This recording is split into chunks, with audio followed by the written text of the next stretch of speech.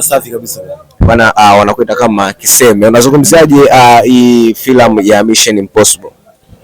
Mission Impossible tumepokea kiuzuri kabisa, tumeshiriki kazi, shughuli yao imeenda vizuri. Changamkia ya watu wasanii mbalimbali wamehusika hapa, kwa ni moja ya burudani ambayo tumepata hapa kwa kuamiana kwa wingi ambao tulikuwa tumejuana. Kwa siku ya leo tunajuana kiundani zaidi.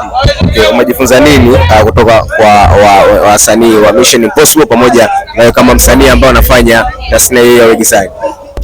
Tumejifunza kwamba kikubwa kabisa ni kuwa na ushirikiano kwa hizi kazi yote, lazima una ushirikiano na wenzako, na ndio maana watu hapa tuko kila aina ya watu, wasanii mbalimbali wapo hapa kwa yote kwa ile kuonyesha moyo, nia na kazi unayoifanya na kwa kuunganika na wenzako, na kama hivi nilivyotokea hii ya mwenzetu Uchado. Wao ni jambo jema sana, wameonyesha moyo wa ushirikiano. Ni jambo jema kuweza kusupport kushirikiana.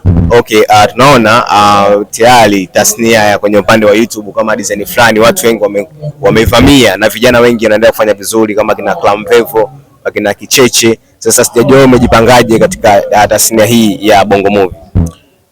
Mimi nipo vizuri, nimejipanga vizuri, ndio maana mpaka kufika hapa sijafika hivi tu kwamba ni zile kazi zangu zinaonekana basi nifanye kufika hapa, na pia kazi zangu za Kiseme TV watu wengi wameangalia na niona Kiseme TV nayo pia inaendelea kuwakilisha, na ndio maana niko hapa sasa. Unazungumziaje watu ambao wanakufuatilia kupitia mitandao ya kijamii na wanafuatilia kazi zako? Mimi Kiseme TV naomba tu tuweze kunisupport, ndugu watazamaji, washabiki zangu. Bado ground kijao ndio jitafuta kujipambania, na mimi niwe na kiwango kikubwa zaidi. Na mwisho la kumalizia kwa wafuatiliaji wako wa Kiseme TV, napenda sana washabiki zangu ndio unifuatilia kutufollow katika Kiseme TV, wao pamoja nami nategemea kazi kubwa nzuri zaidi na zaidi. Okay, asante sana Watembea. Asante sana. Wapo bro.